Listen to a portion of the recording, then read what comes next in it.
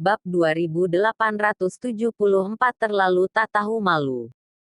Yu Jiameng dan Huo Feng. Keduanya seperti anak domba yang tinggal di sini saat ini. Mereka hanya bisa melihat Gao Qisheng dengan wajah penuh. Berjalanlah ke arah mereka sambil mencibir. Huo Feng, kita tidak boleh membiarkan binatang ini tercemar, bahkan jika kita mati. Saat Yu Jiameng berbicara, dia menggigit lidahnya sendiri. Dia berencana untuk menggigit lidahnya dan bunuh diri. Bahkan jika dia mati, itu pasti tidak murah untuk Gao Qisheng. Huo Feng mengangguk dan tiba-tiba menggigit ujung lidahnya.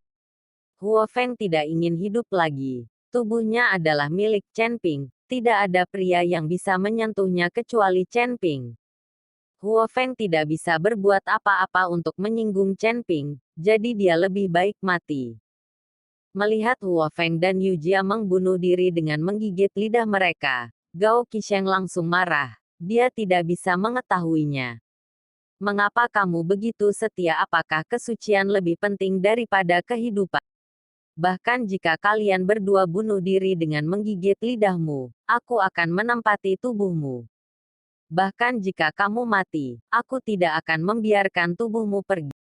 Mata Gao Qisheng penuh amarah. Tidak peduli apakah Huo Feng dan Yu Jiameng hidup atau mati, dia tidak akan pernah membiarkan kedua wanita itu pergi. Gao Qisheng meraung, dan bergegas menuju mereka berdua. Tetapi pada saat ini, pintu sel tiba-tiba ditendang terbuka. Suara keras itu mengejutkan Gao Qisheng, dan dia buru-buru menoleh ke belakang. Kakak kedua, apa yang kamu lakukan? Kamu terlalu tak tahu malu. Gao Qilan memandang Huo Feng dan Yu Jiameng meringkuk di sudut, dan langsung meraung ke arah Gao Qisheng. Ketika Gao Qisheng melihat Gao Qilan, dia menjadi tenang dan berkata, "Adik perempuan, jangan khawatirkan urusanku. Kamu harus segera meninggalkan tempat ini. Aku tidak akan pergi denganku di sini. Kamu tidak ingin menggertak mereka berdua." Gao Qilan bergegas ke depan Huo Feng dan Yu Jiameng, menahan mereka di belakang. Xiaolan, seperti yang aku katakan, jangan khawatir tentang urusanku. Kalau tidak jangan salahkan aku karena bersikap kasar padamu. Gao Qisheng sangat marah dan membentak Gao Qilan. Bahkan jika kamu melakukannya, aku tidak akan melihatmu menyakiti kedua gadis ini. Jika kamu melakukan ini lagi, aku akan memberi tahu saudara laki-lakiku. Gao Qilan memindahkan Gao Qiqiang, kepala keluarga Gao. Mendengar ini, Gao Qisheng langsung membeku. Gao Qiqiang tidak tahu tentang fakta bahwa dia memaksa seorang wanita dari keluarga baik-baik. Kalau tidak dia tidak akan mengizinkannya melakukannya. Adik perempuan, aku sudah setua ini. Ada apa dengan menemukan beberapa wanita? Menurutmu mengapa kamu menentang? Gao Qisheng mulai membujuk Gao Qilan dengan kata-kata yang baik. Kakak kedua, kamu sudah cukup umur untuk bisa menikahi seorang wanita. Dengan kekuatan keluarga Gao kami takut kamu akan menikah dengan seorang wanita. Apakah kamu tidak akan menjadi menantu perempuan? Kamu menyerang dua gadis lugu. Apa kamu? Kamu terlalu tidak tahu malu. Gao Qilan memelototi Gao Qisheng. Melihat tatapan marah Gao Qilan, Gao Qisheng akhirnya menghela nafas tak berdaya, berbalik dan pergi.